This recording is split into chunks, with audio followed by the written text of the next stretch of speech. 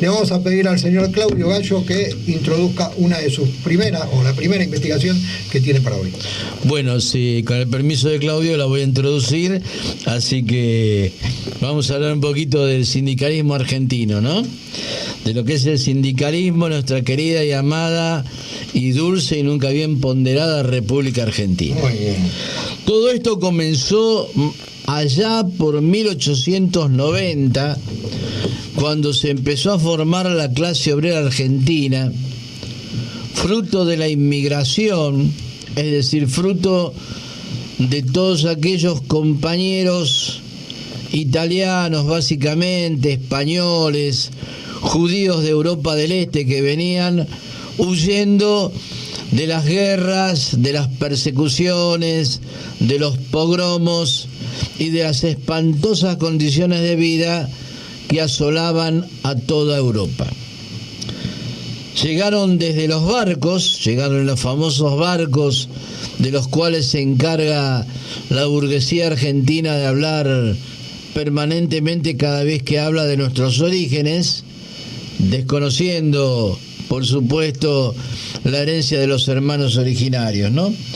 Bueno, y así se comenzaron a formar las primeras fábricas, los primeros establecimientos fabriles en nuestro país, y como consecuencia de ello también vino la explotación, también vino la opresión de la nueva clase obrera, con jornadas extenuantes de trabajo, 12, 14 horas, sin ningún tipo de derecho, ni indemnización, ni jubilación, ni vacaciones, ni salario mínimo vital y móvil, etcétera, etcétera. Ninguno de esos derechos existía para el pueblo obrero, para el pueblo trabajador.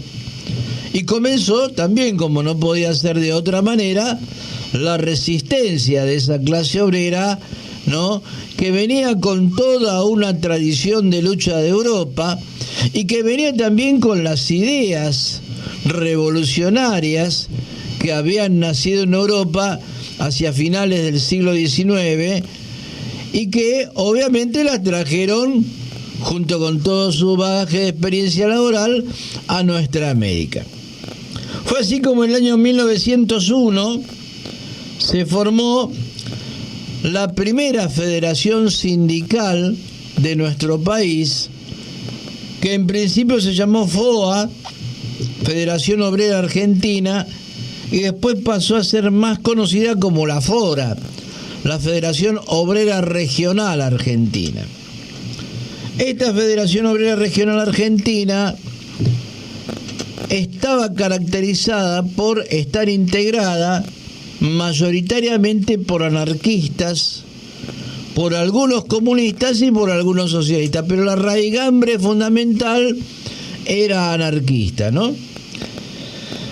Al año siguiente se separaron, como todo pasa, ¿no? Siempre pasa lo mismo, que uno hace algo y después se divide, ¿no? Esa es la historia del mundo, ¿no? Se juntan 4, están un año juntos y al siguiente ya son 2 y 2. Y después son 1 y 1 y 1 y 1 y así, ¿no? Es la historia tragicómica de algunas experiencias de nuestro país. La burguesía nunca se divide, la clase obrera se divide permanentemente. Bueno, al año siguiente se formó la Unión General de Trabajadores, la UGT, que después vamos a ver en qué desemboca. La FORA tuvo una participación imprescindible en los grandes conflictos y en las grandes luchas obreras y populares de principios del siglo XX y básicamente hasta el año 1930. Encabezaron, dirigieron luchas gloriosas, famosas, entre ellas la lucha de los obreros de los talleres Bacena, que en el año 1919 se enfrentaron a la patronal, lo cual derivó en una huelga general de toda la clase obrera del país, encabezada, como bien acabamos de decir, por la FORA, y culminó con una masacre llevada adelante por el general de Lepiane, ¿no?, que obedecía órdenes de Hipólito Yrigoyen, ¿no?, el famoso demócrata radical que para los integrantes del campo Nakam-Pop es el líder indiscutido, el prócer indiscutido, que después dio origen muchos años más tarde a lo que sería el primer peronismo. Pero como ocurre siempre, en 1915 la Fora se dividió, y se dividió en dos foras: la Fora Quinto Congreso y la Fora Noveno Congreso.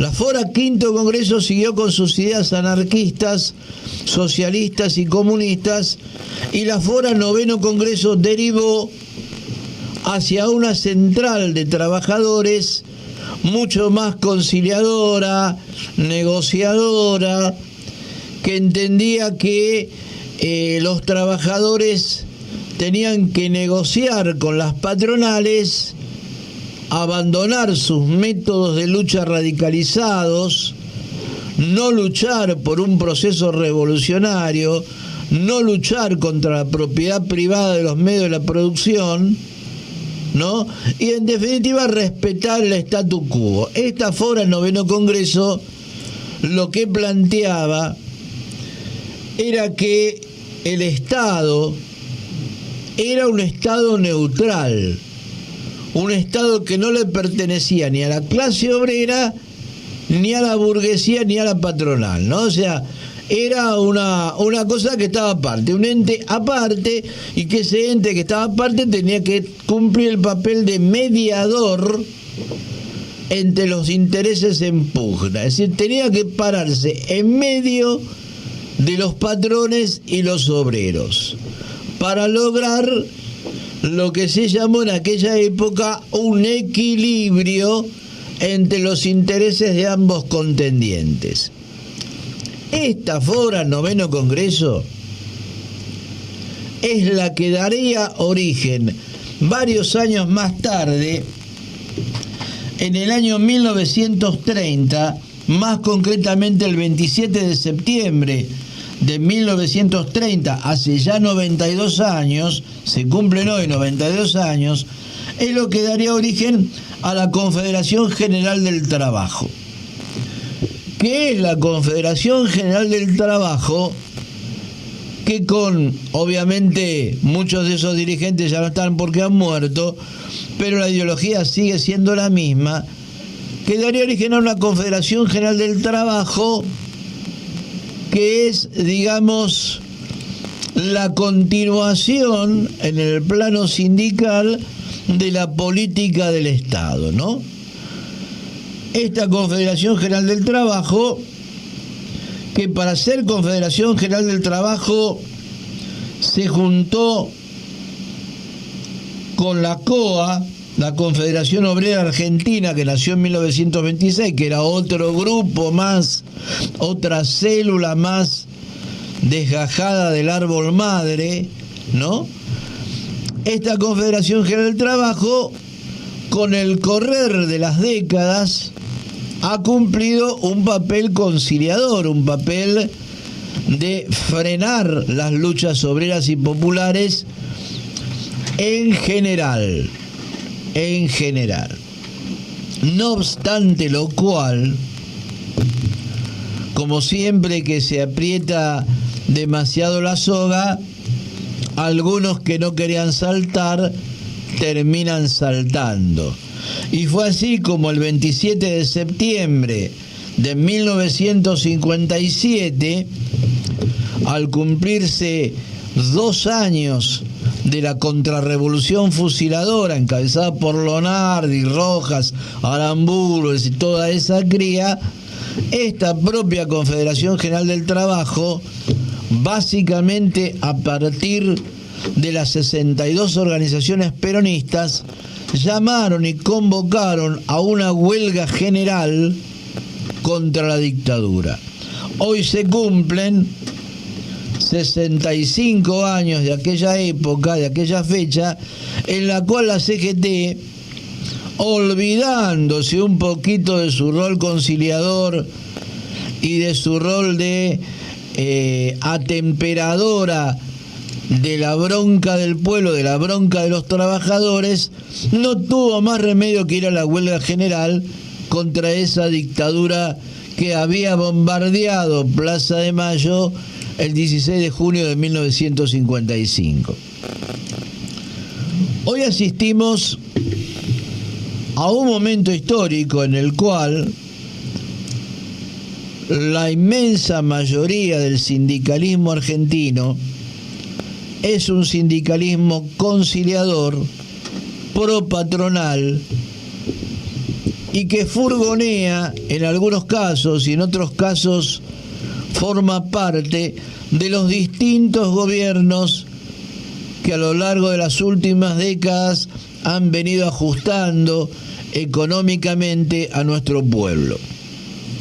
Sin embargo, existe, y lo acabamos de ver en los trabajadores de FATE, y lo estamos viendo hoy en los trabajadores de la salud que están en huelga, etcétera, etcétera, existe una corriente que es minoritaria, que es pequeña, que es incipiente en el sindicalismo argentino, pero que empieza a despuntar con algunas experiencias, pocas es cierto, pero significativas, que nos hacen acordar aquella vieja fora del Quinto Congreso, aquella fora que luchaba por la revolución social, que luchaba contra la patronal, que quería imponer una democracia obrera y revolucionaria, y que se trasunta en organizaciones como por ejemplo la Jorge Weiss, o por ejemplo algunos sindicatos dirigidos por la izquierda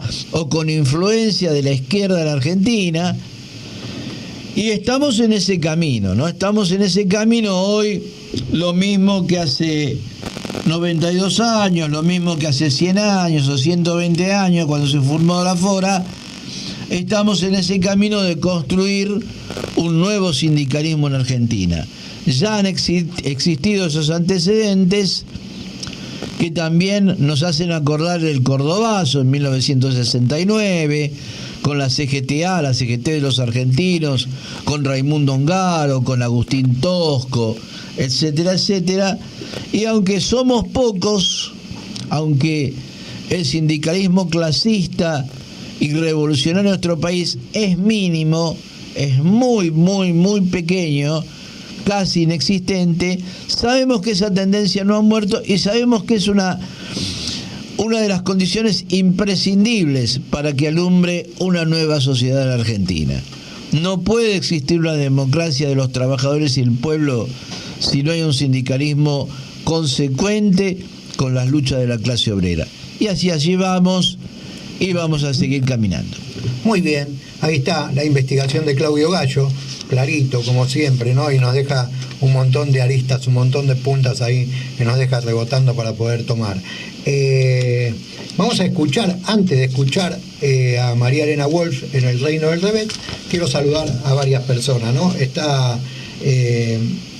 Ricardo Cecini escuchándonos, Juan Espínola de la provincia de La Rioja que nos manda, acá está a punto de llover y estamos muy contentos porque hace muchos meses que no llueve en la provincia y hace falta el agua. Muy bien, ojalá que caiga mucha agua sin hacer daño y que todo salga bien por ahí, y le mandamos un saludo fuerte a Juan Espínola. También lo saludamos a Roberto en Tucumán, que nos está escuchando y dice muy buena la nota con Raúl Rodríguez da Silva, ¿no? Hablando de Chile y demás, estaba escuchando ahí, así que bueno, estamos como siempre siendo escuchados y nos gusta mucho y la gente participa, así que ahí estamos,